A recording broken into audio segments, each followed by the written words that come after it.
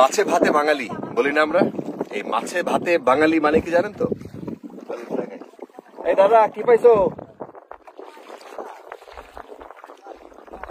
3000 টাকা হয়েছে। ও এক দফা বেঁচে আইছো, কত বেচছো? ও আচ্ছা আচ্ছা, ব্যাপারীর নৌকায় আছে আমি। আর কত বেচতে পারবা?